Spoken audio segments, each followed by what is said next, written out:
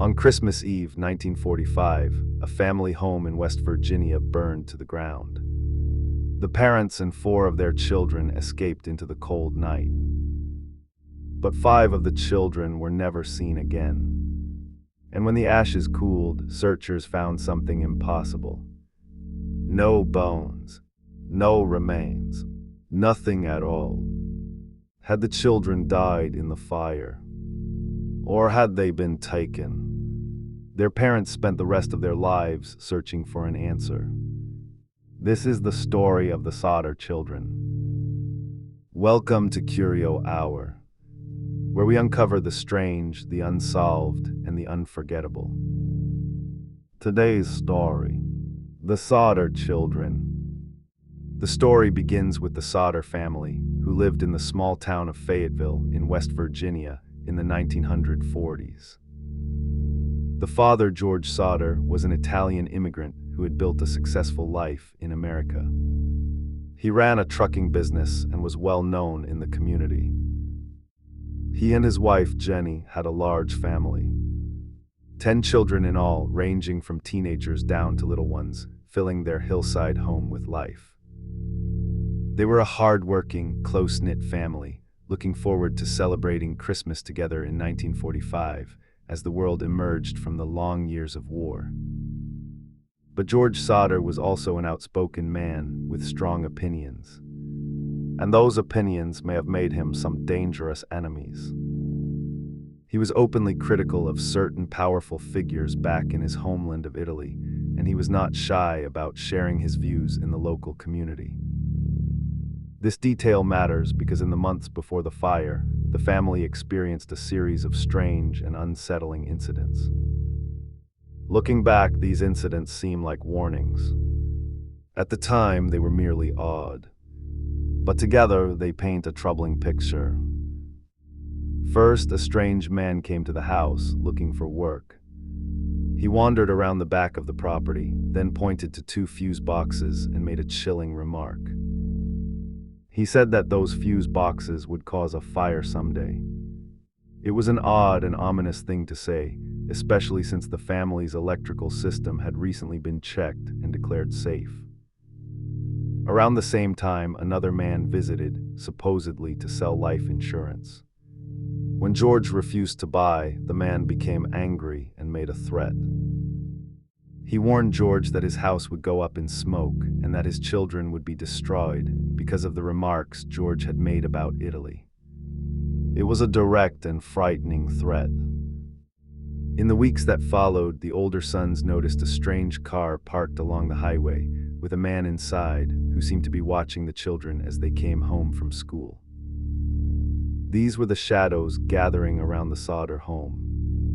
And then came Christmas Eve and the night that would change everything. It was December the 24th, 1945. It was a happy evening. The younger children had received small toys, and they begged to stay up late to play. Jenny, the mother, agreed to let some of them stay up, asking the older ones to do a few chores before bed. Then she went to sleep with the youngest child. At around midnight, the telephone rang. Jenny got up to answer it. A strange woman's voice asked for someone she did not know, and there was odd laughter in the background. Confused, Jenny said the caller had the wrong number and hung up. As she went back through the house, she noticed the lights were still on and the doors unlocked. She locked up and went back to bed. But soon after, she was woken again, this time by the sound of something hitting the roof and a rolling noise. She thought little of it and drifted off once more. Then, about an hour later, she woke to the smell of smoke. The house was on fire. The fire had started near George's office at the front of the house and was spreading fast.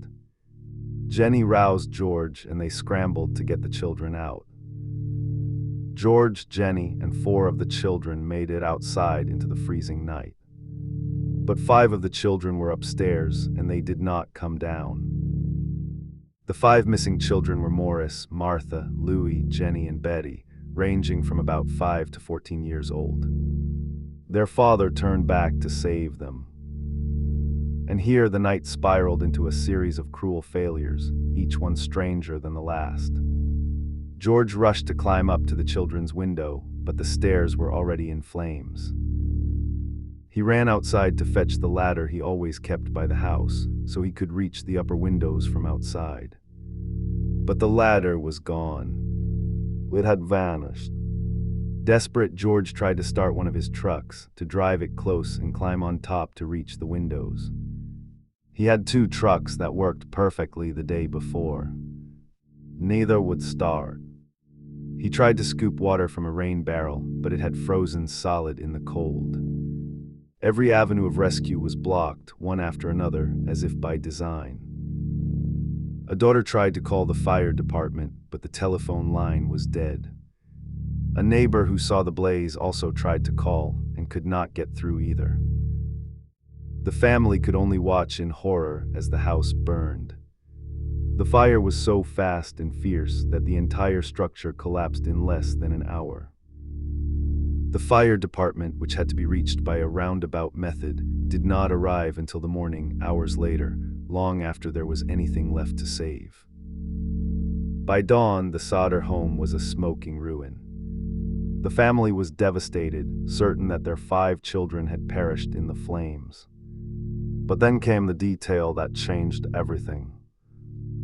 When the ashes were searched for the remains of the 5 children, searchers found nothing. No bones, no teeth, no identifiable human remains at all. This was deeply strange. A house fire, even a hot one, does not typically destroy a body so completely that nothing whatsoever remains, especially the bones. The fire had burned for less than an hour before the house collapsed. Experts and family members argued that it simply had not burned long enough or hot enough to leave nothing behind. And so a terrible, hopeful thought took root in the parents' minds. What if the children had not died in the fire at all? What if they had been taken before it started? The official ruling was that the fire had been caused by faulty wiring and that the 5 children had died in the blaze. The case was closed, but the Sodders refused to accept it. They pointed to all the strange details. The threats, the missing ladder, the trucks that would not start, the dead phone line, the thing that hit the roof. That object on the roof, they later came to believe, may have been some kind of incendiary device deliberately thrown to start the fire. Taken together, the family became convinced that the fire had been set deliberately as a cover and that their 5 children had been kidnapped. And so began a search that would last for decades. George and Jenny Sodder never gave up hope that their children were alive somewhere. They gathered curious reports. A woman at a motel claimed to have seen some of the children the morning after the fire. Others reported sightings across the region. The family hired private investigators and put up a large billboard along the highway, showing the faces of the 5 missing children and asking for any information. Years later, Jenny received a mysterious letter in the mail. Inside was a photograph of a young man who bore a striking resemblance to one of her missing sons, Louis. On the back were strange, cryptic words, but there was no return address and no way to trace where it had come from. The family was never able to find the man in the photo. It was a tantalizing, heartbreaking clue that led nowhere. George Sodder died still believing his children had been taken. Jenny wore black for the rest of her life and kept searching until her own death. To this day, the fate of the 5 Sodder children has never been established. No remains were ever found. No kidnappers were ever identified. No reunion ever came. Were they lost in the flames in a fire that defied all explanation? Or were they stolen away into the night, never to be seen again? Both answers remain impossibly out of reach. The billboard stood for decades, the children's faces watching over the highway, asking a question that was never answered. The mystery of the Sodder children.